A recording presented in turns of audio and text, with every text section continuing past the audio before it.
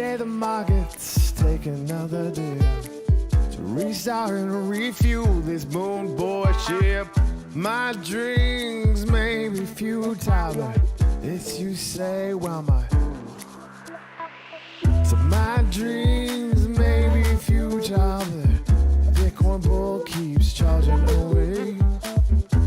Oh, you see, my Bitcoin bull keeps charging away.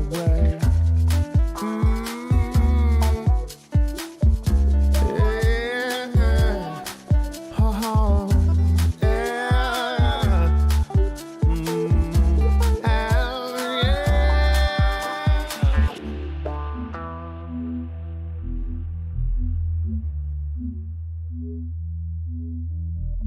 I'm not the bubble.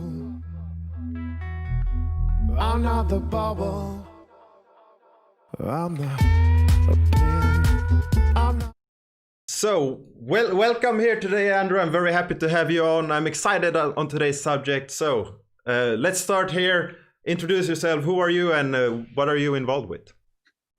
My name is Andrew. I'm currently the founder and CMO of DeStation protocol. We're working on a DeFi NFT game studios. And one of our most important mechanism to power the entire protocol is what we call NFT mining. And we believe that NFT mining is going to help accelerate price discovery and trading liquidity of NFTs. Yeah. And what is NFT mining? Let's start there. NFT mining is about assigning NFT with a mining power, and so that it can participate in the mining pool. And once it can start participating in the mining pool, it means that it can start generating income. Yeah. So you said it can generate income. Is that something that you actually have to do manually? Do you need to, like, is it like proof of work that you have to go and produce some kind of hash or something, or is it more like a staking mechanism where you get the tokens dropped or can claim them when you have an NFT? So with NFT mining, it's most likely staking into these contracts, and then at the moment it's just based on each NFT's mining power. So it's proportional to the mining power of the entire pool. And the higher the mining power you have, the more in proportion you get the mining rewards. We've designed in such a way that each games will have their allocated mining rewards, and they will follow their own specific mining emission based on the 4 different KPIs that we're looking at. The 4 different KPIs that we're looking at for each of the game is that number 1 is the token price itself. We can measure that on chain. And number 2 is the daily active user growth. We can also measure that on chain by the amount of bytes claimed. And number 3 would be the amount of token burned. And then number 4 would be about the trading volume of NFTs across the entire marketplace. So these 4 KPIs will be giving a weighted scale. In the case that if the game fails to get adoption, we will be cutting out the emission rewards completely. So the game will no longer be any mining involved. The really cool thing that we have not yet announced, and I'm not sure if it'll be public anytime soon, is that we will be able to absorb outside NFTs, meaning NFTs and CryptoKitties, and NFTs, and actually NFTs, all other sorts can come into the DeStation protocol. And as long as they go through the contract and get collected by the bytes or tickets of equivalent, they will be assigned a mining power. And that just gives any NFTs the chance to generate income sitting there alone. Yeah. Yeah, so you will like bridge other projects into your project to enable them to participate in this ecosystem. 100%. And okay, so I am very involved in other blockchains NFT projects. I spend a lot of time in the Wax ecosystem, in the EOS ecosystem, and I'm looking at Phantasma Chain, what they are doing, and a lot of different projects like this. They all have different benefits, and one thing that you guys are doing is with the Token Fighter, which is this NFT game that is free to play on Ethereum. You want to bridge the free to play with the paid gas to play, is how you like name it in your Medium page. So what is that all about, and how does games like that come into play with this NFT mining? So first things first with current Token Fighter. Token Fighter is our first crypto collectible game on DeStation. And then with regards to the free to play and pay gas to play, so most blockchain game requires execution of smart contract, which means paying gas, and either in the form of collecting NFTs or either in the form of mixing and breeding NFTs in the case of CryptoKitties, even in the case of participating in certain fights, right? The way how Token Fighter works is that you can just have NFTs into the wallet, and the front end game engine will read the wallet of the NFTs and will be able to play, right? What we did with the rolling out with the free to play is that now users can just have Ether in the wallet, and as long as they have a balance, they'll be able to play the character called Ether. And in the near future, it will be rolling out a similar mechanism in which any person with certain balance of tokens will be playing their own special token in the game. However, there's no mining power assigned to these special characters at all, simply because they don't go through the protocols procedures about collecting with bytes or collecting with tickets on that front.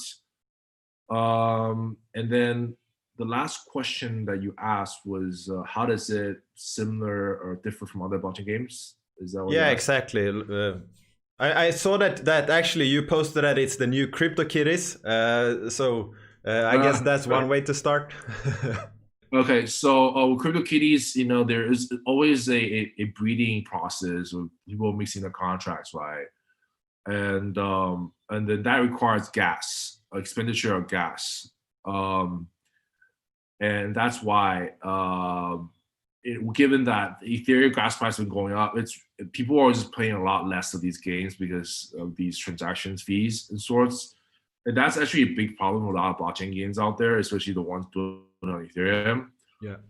I think that what we're doing here is a little bit different. It's about more of ownership NFTs. I think there's one aspect that needs to be requiring gas fee, which is the active collection of the NFTs on the platform with the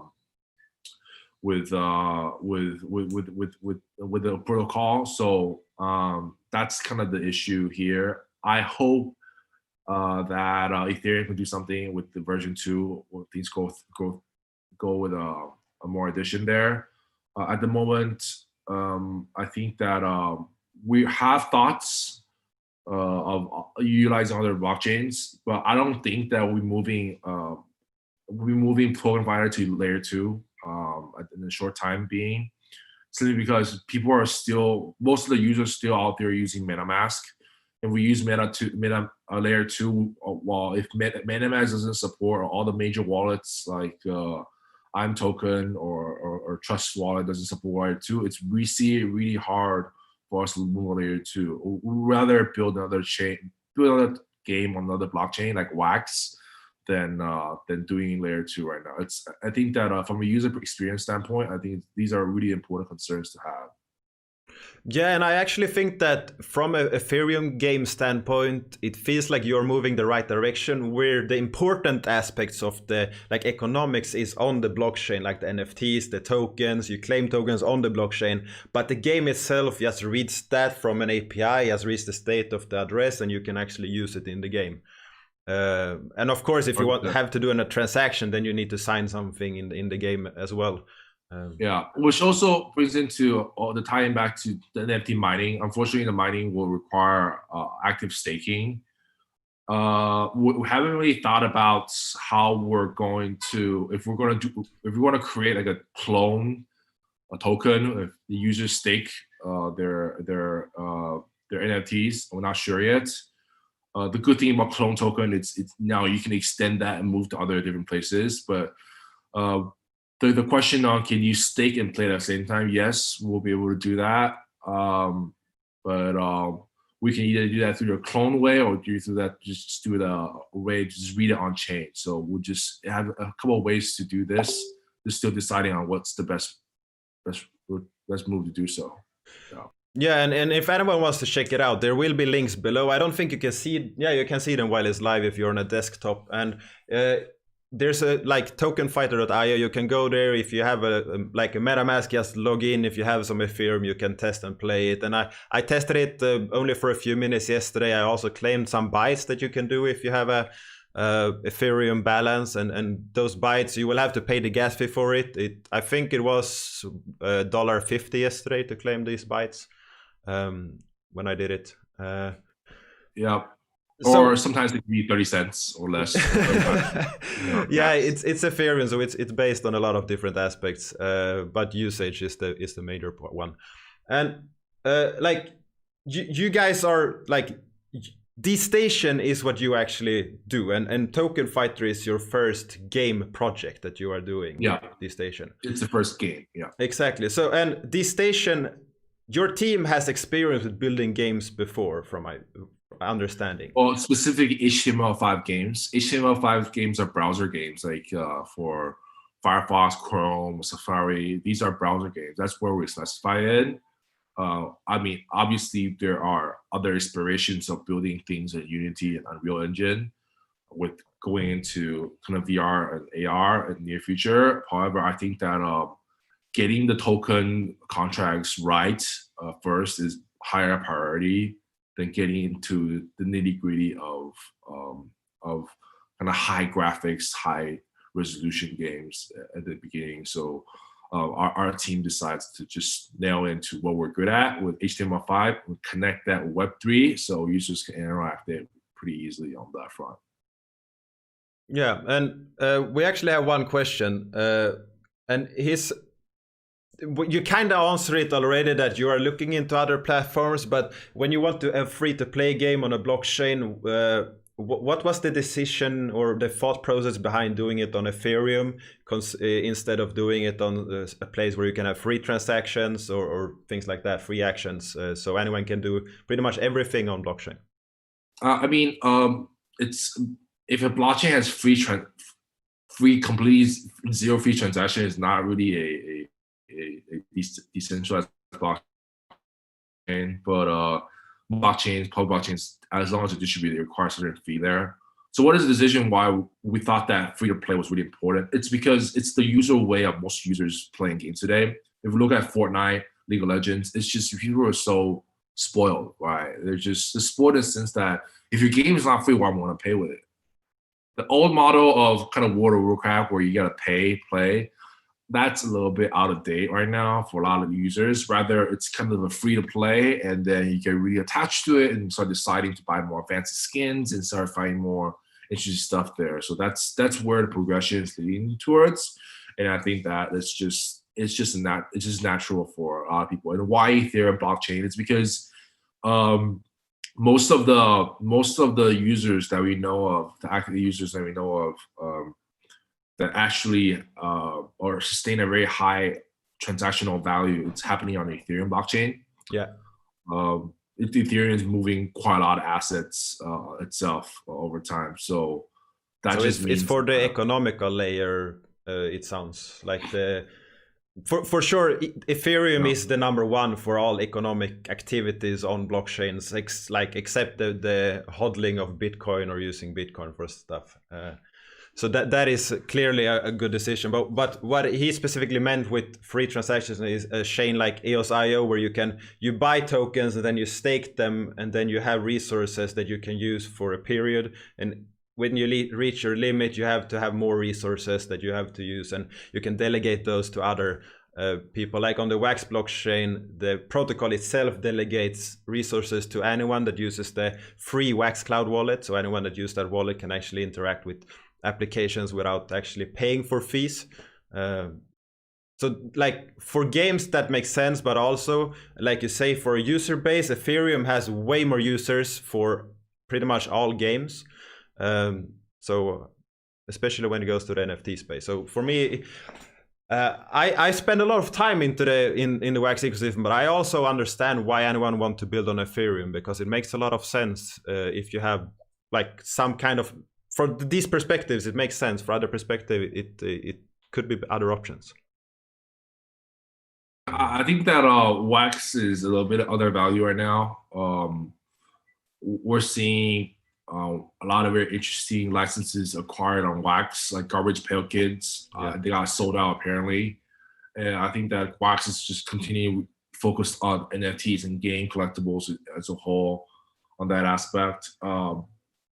We're looking into it. We're actively looking into it, but we're circling back home on kind of Ethereum. It's where most of the transactions values are happening. So I think people trust Ethereum right now for very, very high ticket transactions. Exactly, it's surely made for valuable items. It doesn't work for a lot of these NFTs that are on Wax. They are very low end. There are like game items that it cost a few cents, and that wouldn't make sense on Ethereum because you would have to pay a higher gas fee to transfer these than you actually have for value in them.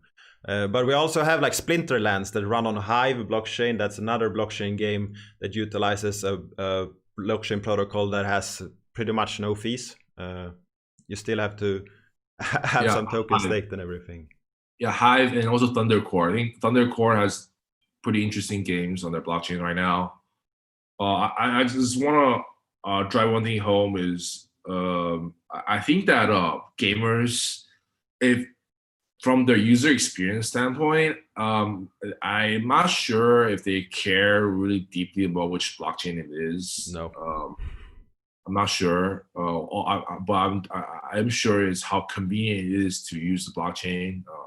Is really important to them, or namely kind of the wallets. I think game developers, game designers of blockchain games as a whole, they start to acknowledge the fact that I think wallet is the major bottleneck here for all adoption. It's essentially the controller is essentially the console for people to interact with, right? Yeah. I think that I think based on in our team's conversation, I think that a cross-chain wallet is becoming a necessity here to really help things bridge across all the different chains. MetaMask is great; it has served us wonders, but it's not game specific. No, and it's not for no coiners. It's kind of difficult to understand when you're new. Like, it is. The learning curve is a little bit too steep, I do think that PayPal is moving towards the right direction. If PayPal were to acquire a wallet in the near future, it would really change the game. It will open up a lot of doors for a lot of people on that front. Yeah, and Apprentice has a question. Do you need Ethereum to play the game? Yes, you need to have some Ethereum, but you don't not need to pay Ethereum to play the game. You just need to have it in your wallet, and they will check your balance. If you have it, you can play the Ethereum character in the game. And any balance, so if I had 0.001 Ethereum, it's all good. Yeah. So, okay, that's good. And like you mentioned that on Wax there are a lot of IPs coming, and one that just got announced is actually Deadmau5, which is this DJ. And I know that you actually say that you are a house DJ. I don't know if you still are that or if that was in your past, but then you for sure know Deadmau5 as well. And he just announced something. And Garbage Pail Kids tops behind that, those that made the baseball cards in the past, they just announced that Alien, the TV, the movie series, they are also dropping some collectibles. And then we have Street Fighter, and Street Fighter is something that you might know something about as well, because from what I could see, is that something that you are working with or working on trying to acquire? We're working on it right now. I think that a lot of people are working on it right now. Street Fighter signs quite a lot of licenses out there with a lot of companies. There's no such thing as exclusive license, although it would be great to have one. I think it's just people are distributing NFTs left and right, and then we're already seeing kind of Marvel. A lot of people chasing Marvel as well to sign NO, and then other heroes out there. I just want to add something here, which is Microsoft has released their own NFT as well. They recently released this, I think, gamer developer community charity token in which they give it out. They use Ethereum ERC 1155, and even celebrities like Paris Hilton they have their own NFT at the moment as well. We're definitely seeing like a pretty good amount of sustained interest. If you look into Google Trends, you'll see that NFT search has been going up as well. That just means that there's a whole giant awareness of NFTs coming into place. And it is great. I think that the market is still very, very young and very, very early, but at the same time, the amount of people coming in NFTs, it's a bit, they're different from just token people because they're more supportive, they're more artsy, they're more like thinking things in the long term. So collectibles is just a very long term thinking to start out with, rather than tokens or coins. Those are kind of speculative, but with NFTs, it's a lot less liquid to buy and sell. However, the value of these collectibles are held by the collector himself, and as a collector, as long as you have strong belief that this thing has deep emotional value to you and deep market, and a certain amount of market value, then the market can slowly expand over time, and the awareness of NFTs for people can become much more prevalent out there. I think there's a kind of a philosophical level of understanding here with NFT, which is kind of like, we never think about digital file to be valuable, right? We never think about like this file that we download, this PDF file that we download, or this picture file, JPEG file, or PNG, or AI file to be valuable. But when it's on a blockchain, you start thinking that, okay, you can trace this transaction to who actually made it. In other words, this provenance of digital file can really be exemplified with blockchain, as things can be authenticated in the original author. And I think this is kind of awareness, understanding on a philosophical level, or be much more prevalent, and people will start to be more accepting the value of digital collectibles over time. And I hope when Apple is launching their AR goggles, I think that is set that to be 2023. That's when they launch the AR goggles. Augmented reality be very everywhere. I think that digital collectibles would be kind of cool if you can present it in AR mode. I hope that becomes something, that becomes that merging the real world with digital collectibles that you can see out of these glasses here. Yeah, and on that topic, there are a lot like an NFT based or blockchain based games where you can actually walk around and you can present your NFTs inside this game, and you can kind of interact with them based on a desktop. I don't know if you can actually use the phone based VR that a lot of people have that are not that expensive, or if you need some Oculus Rift, or if you just use the web browser, because I haven't interacted with it that much. But I have seen a lot of people that find it interesting, and I've seen those that place like Ethereum-based NFTs next to wax-based NFTs in the same ecosystem. So it's not just closed system, but they actually enables multiple chains in the same project. So that is very exciting. And when you talk about NFTs and digital assets, I am sure that NFTs is here to stay. It's something that we will see in the future. It's something huge. You are the CEO of Asia Blockchain Summit is the name. I lost the last word.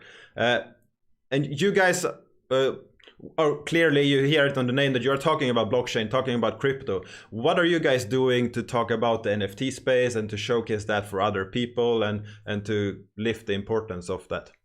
I personally take a deep dive into DeFi past couple months, and also getting to seeing some interesting experiments with the DeFi NFT space.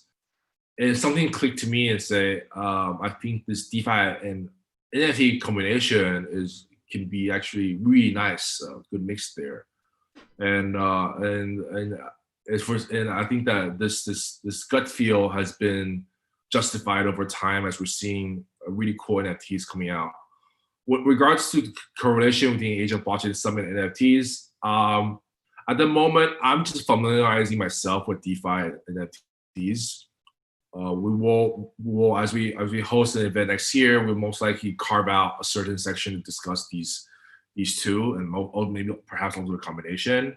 Right now, there's an explosion of creativity, explosion of things happening in the space. But I think DeFi is taking shape to a few following things. I think governance token originally became a fancy kind of thing, but now we're starting to see a pattern. It's gonna you get an LP token, you stake it, and then you get your tokens out there. And there's a bunch of people dumping, and there's a lot of hacks, a lot of stuff happening. NFT, we're also seeing similar combination.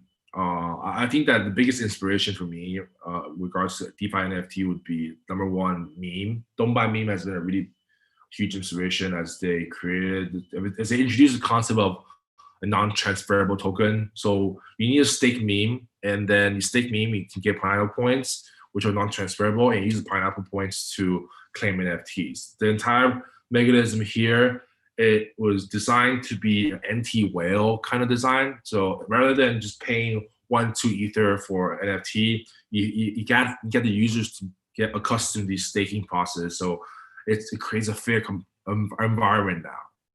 So everybody can compete at the same time to stake, and whoever gets it first then wins the game, right? So that's the current design of what they have. And then they also limit the amount of pineapples you can produce per wallet per day.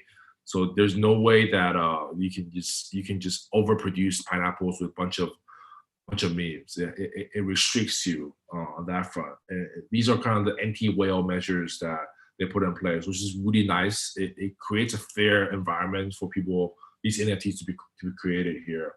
Another one will be Digo. I think Digo.finance is one of the first to start NFT mining.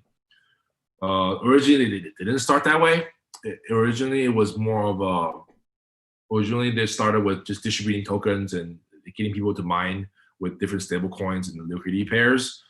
And then they introduced the concept of NFT mining.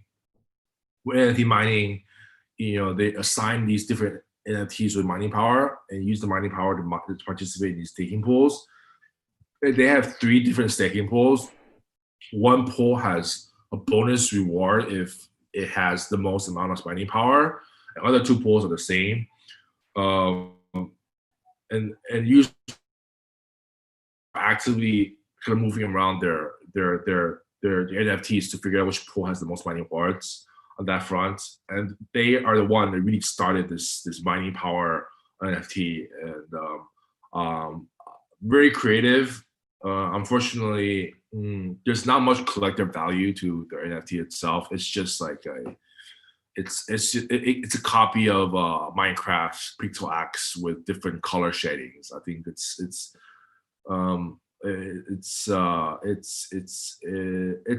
the experiment has taught a few lessons, but definitely they're the ones that I can think of NFT mining when I that's done relatively good, I would say.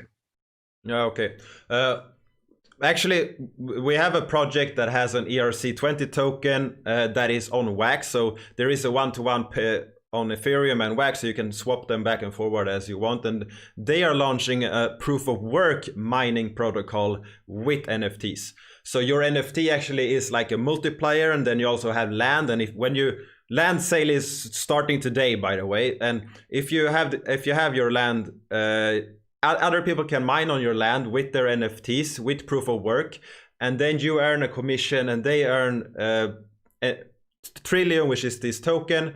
And there's a few different multipliers and aspects that how easy it is to mine, and you can also mine and have a chance of getting a new NFT into your wallet. And when you have some trillion, when you have done some mining, you can also stake them to a planet. There are 6 planets, and there's land on all planets, and each planet is a decentralized autonomous organization. So you vote for those that run the planet, and those that run the planet can actually change things inside the game, inside the ecosystem. And they are also building fighting game with NFTs inside this ecosystem, where you can actually, you have minions as NFTs, you have weapons, you can equip them, and you can go and fight other players as well. So this is also a DeFi NFT mining project that is launching right now. I have tested the beta for the mining, for the staking, and it should go live, the mining process, in just like a few weeks, but perhaps even sooner. We have no exact date, just that it's coming after the land sale, and the land sale will start today and be done by tomorrow.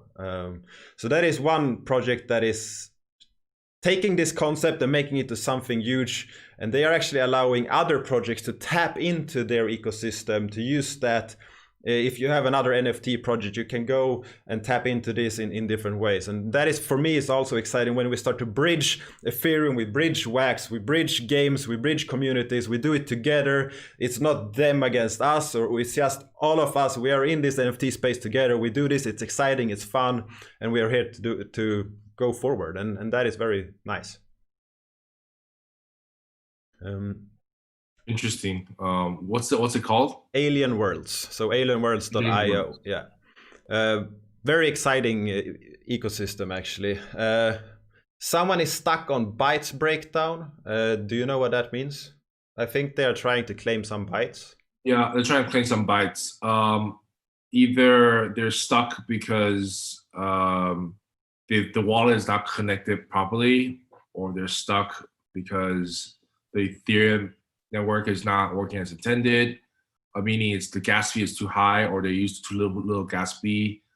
But if they process transactions successfully, they just need to wait. If they use a little bit too little gas, I think that's fine. But so far, as I'm concerned, I welcome them to join the group, Telegram group.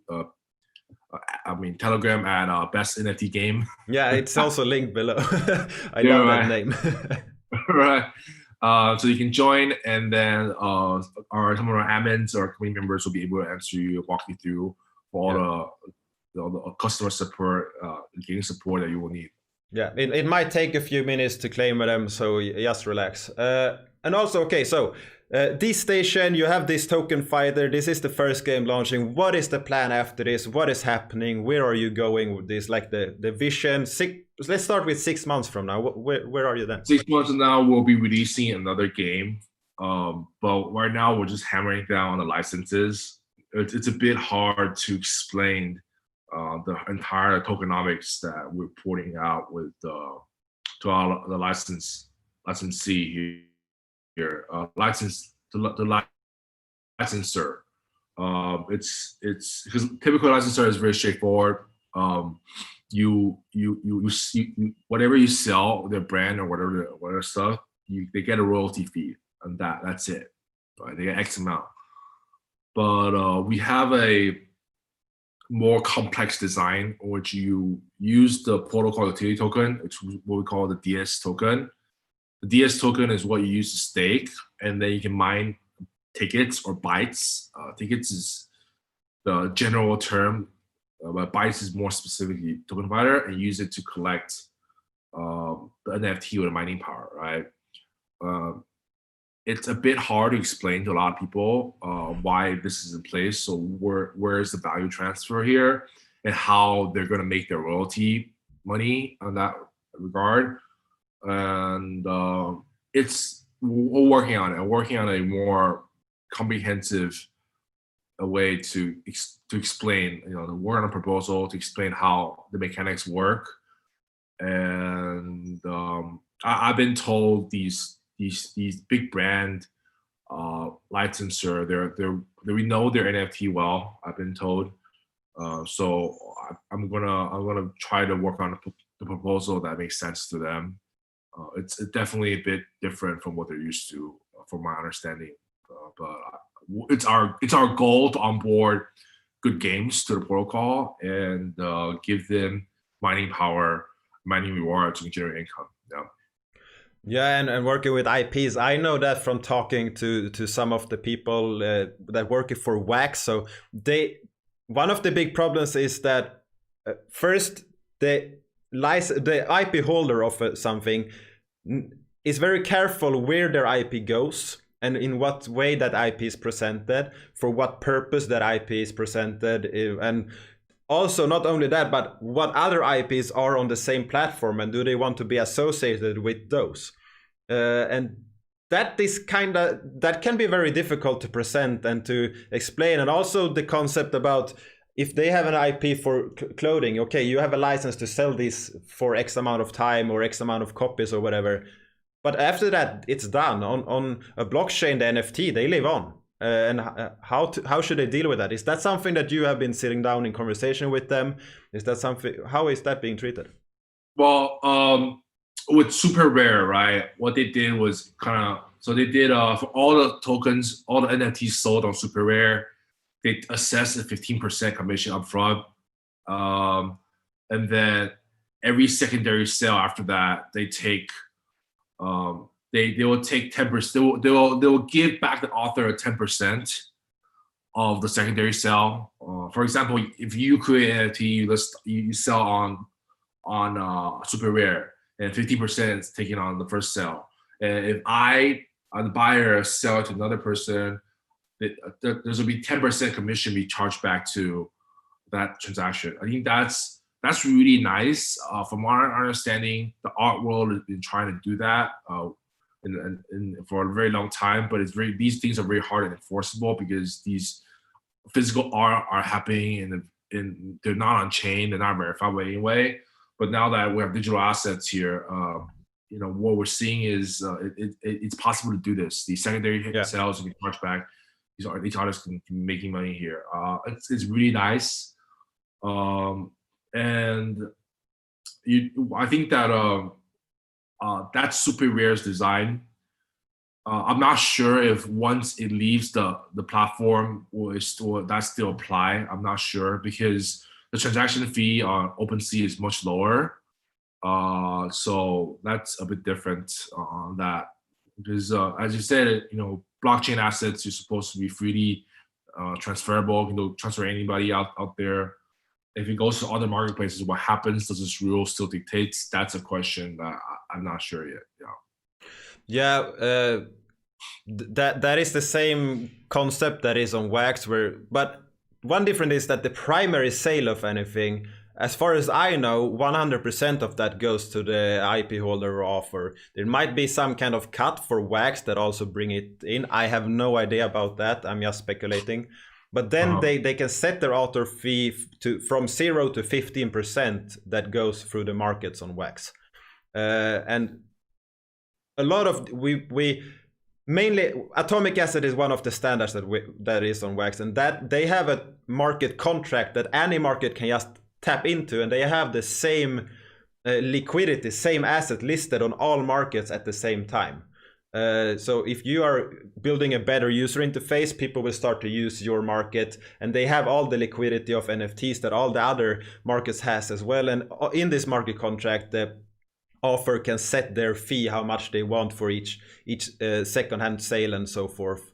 But at the same time, you and me can talk to each other. We can do a peer-to-peer trade, and all of those fees are gone. Yeah. So the same issue will be here, and I think that's a good thing. I think we should be able to trade something between us without actually paying any fees. So I think that's great, and but I can see it from an IP holder standpoint that they might be afraid that this will be the primary sale, and then they will miss out on a lot of action. Yeah, I think so, but at the same time, they need to be real about expectations here, right? I mean, selling a digital file. I think that there are ways to enforce a way to collect the cut every single corner, but that will be much more if you control in a very centralized environment, a closed loop ecosystem. For sure, every sale, every transfer, you'll be taking away those fees without a doubt. But it comes with a drawback, right? It doesn't really embrace the decentralized spirit here. There's trade-offs, to to what's important. If it's important for the artist to get all the fees and collect money every single transaction, the only way to do that is to do it in a closed ecosystem, so that the NFTs don't leave it, or it's only displayable within this closed ecosystem. But it's also, that means that if the ecosystem itself is no longer valuable, the NFT may drop in value as well. So that's a problem, I see. Yeah. It could be, and I agree with you. It has to be. We have to keep the decentralized, true ownership, because if they push too much on these and enforce it too much, the true ownership is kind of starting to get lost here. Yeah. And that is one of the key aspects of NFTs. That, like, if we take games, for example, in the past there have been games that just have come out and said, all our assets are just gone, you can't use them anymore even if you paid money for it, here's our new game, new assets. And that can't be done with NFTs as long as this is done in a proper way. Yeah. And also, one thing that's quite centralized for all NFTs out there is the metadata, right? Each NFT, there's this thing called, at least for Ethereum 721 and 55, there's this thing called set URI. Set URI, you point to a image address, which is sometimes stored in IPFS. Yeah. And many people store in AWS as well. So if AWS, for some reason, they decides to change around the server, or maybe the person paying the cloud isn't paying anymore, they reshuffle, that's gone, right? So that's a centralized point of failure there that people really need to figure out, address it. Or at least some people use IPFS. Some people even also host their files on GitHub. But for sure, IPFS is probably the best way, but that also means that if IPFS were to not work in the future, your NFTs will be loading without an image. That's and it's not possible to change that aspect afterwards. But IPFS is for sure the better option. But if you are an author, or if you are an IP holder, you have to make sure that you also pin these images so they are existing afterwards, or they might go away. And they're like Pinata. If anyone googles IPFS Pinata, you will find it. It's a great service. You can actually upload images for free. I think it's up to 1 gigabyte. After that, you will have to pay a monthly fee for it. But that is one convenient way to do it if you don't want to host your own nodes. But then again, we have a centralized service that could go under. But so like when you build on Ethereum, what are the hardest things that you have to solve and work around from your perspective? I think in my perspective, it's still the economics, in my opinion. I think that our contracts hard. Yeah, they're hard. But they're hard as they're going to be harder if you have very complex economics design, right? Or they can be very straightforward. You issue a token and it's there, it's done, right? But if you want to embed some smart logic or some very specific transfer mechanism, staking mechanism, that's when these contracts are really hard to write. What's really funny was like. I think that a lot of people, when they think about developers, they really glorify them. So, blockchain developers, you probably know everything and all stuff. It's not actually true. Most likely, he may know how to Solidity programming language really well, but he may not be a economics expert, a token economics expert, right? And he may not also be a kind of a front end expert as well. So they're not like jack of all trades. They're good. Sometimes they're good in a few skill sets. But for sure, if you want me to say something over this call, is not. Just because you're an Ethereum developer doesn't mean that you know economics. It's very different, And sometimes you forking other blockchains economics, doesn't mean that you understand it well. You just copied it, right? With people like Andrew Fai, he knows. He really he really knows what's going on. First of all, because he got really good amount of experience reviewing a lot of different blockchains about the mechanism. And second of all, people like Andre, they spent a lot of time thinking deeply about what are the possible attack vectors that comes into these economics design, right? What are the game theory here? So I think economics and game theory are very closely together, but game theory is more. It's kind of you map out what are possibilities of how users will interact with the platform and with the tokenomics design there.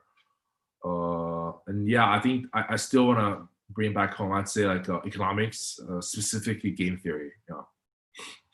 And Andrew, that you mentioned, if I'm not mistaken, you can actually play him in Token Fighter, right? Yeah, you can play. As long as you got Ether, you can just play. You can just click play and start playing. No, but I mean, you have characters. You have CC from Binance, and then isn't Andre another one that you have? Or am I mistaken? Yeah, Andre, and then we got SBF, we got Arthur Hayes, we got a couple of people out there at the moment. Those are collectibles with mining power. We're working on a network game in the near future. Well, not in the near future. We're still putting together right now a network game, and then we'll have a stage mode. We'll try to craft an interesting storyline that's related to crypto. I think that in my opinion, I think I'm going to talk to my team about it, but we should put out a cartoon or anime. I think it's important that we do. I'm not sure if you've seen the Netflix series of The Toys That Made Us. Like Transformers originally started selling out toys, nobody bought them. People thought it was some kind of stupid stuff, transforming a car into a robot, But when they start putting out these cartoons, people start going a lot more emotionally attached to it. Yeah. I think we need a blockchain NFT, blockchain game cartoon for people to really start feeling more attached to it. I think that it's necessary. It's a good progression here. I know, like in comic book, I know that there are actually a few on Wax coming and working right now. And I know that one project at least is talking about animated cartoon, but I don't think it has gotten any further than actually us talking to studios that are interested. Worth to mention, they are interested, but I don't think it has gone any further than that so far. Yeah, we like to explore. I think Token Fighter. I like to explore. I think working it out. One thing I've learned working with illustrators is that they time. I mean, these sketches, these coloring, they really take the time. It's unlike like developers. You may be able to copy code and fix things together in a very short amount of time. But Illustrator, they really need the time to draw things out. Right? You can't force it. It becomes it reminds me of how much work and how much time is involved with designing a game, with designing a cartoon. These Illustrator. It's just it takes time. There's no way to speed things up. I mean, with DeFi projects, you can just launch a few contracts, but with hand-drawn stuff, motion by motion, it's going to take time. There's no way to run on that. Yeah, and like there are actually, I was trying to find it right now, I couldn't. But there's a great video on that topic on, there's probably multiple of them, but on the process of making a 2D character into 3D so you can actually animate it. And in the beginning he shows like the picture of the 2D, and then he shows the finished 3D, and then it's all gray, and he's like, all you have to do to animate them is just press 3D, then press color, and then press shading, and then press render, and it's all done. And of course it's not that simple. The process takes days to actually make them. Some skilled ones might do it shorter if they have a lot of presets and things, but just to make one character from a 2D image into 3D will take at least 1 day, probably a few days up to a week, and that's just one character. And I mean, that process is very tiresome. It's not like copying code, as you say. You actually have to have people sitting down and doing the work for each and every one of them, even if they use some templates. So okay, I think this is good. I think we have had a good conversation so far about the NFTs and the ecosystem. So Token Fighter, currently you can play the game. You all you need is an Ethereum balance on a wallet connected to MetaMask, or you have a second option. I only use the MetaMask one. And if you do that, you can go and you can play it. You can go in and you can claim some of these bytes. You just have to pay the gas fee. You will get them, and you can claim it every 24 hours. And you can play this game. And currently, this game is you can play it versus other people on your device, from my understanding. But you want to add multiplayer later. So the process here: where is Token Fighter going, and what can we expect here? Okay, so Token Fighter, we are launching our network game, so you can play against players, and also there will be a leaderboard for the near future. In the leaderboard, we want to incentivize people to be playing the game more, so we will be dropping rewards for people doing well, and it is our aspiration to host a good esports vision here, but it takes a good nurturing about the community first, and then setting up the right brand and the right the fair competition metrics. We will be hiring a physicist to figure out which characters are, how they're played off against another character, to make sure that they're fair. As I say, we're a skill-based game. We don't believe in a pay to win kind of game. So we're always going to try to fine tune it. We're always looking up to the giants of League of Legends and Fortnite for what they've achieved. And I think that despite the fact that we're HTML5 game, I think that once we nail down on the tokenomics to be a good token economy to power the games itself, we can easily extend out to a greater graphic games, and that's always been our kind of in our mind. But at the moment, it's about testing things out and working with our community players on what we should keep and what we should remove and what we should improve on, right? And once that sets in stone, we can start moving things faster and scaling it to the larger market. Yeah, that sounds good, and that will be a long and tiresome process, because balancing games is one of the hardest things, and something that big game studios like Blizzard or Epic Games and things like that have to struggle with over and over again. And when they think it's correct, they have to adapt it again. As soon as they tweak one feature, they think everything is good, but then they have to tweak another one, and then they have to, and it goes back and forward. And I don't think it has to be perfect, but it's good that you say that it should not be pay to win, but actually it should be skill based, and that is very, very nice to hear.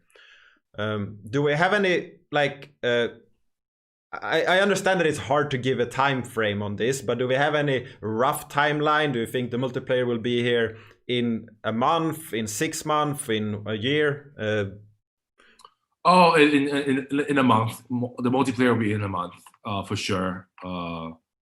It's just, it will be a month. Yeah. Very nice. If anyone wants to follow this project and follow what you are doing, is there any way they can follow DeStation, or should they just focus on the Token Fighter right now? What is happening?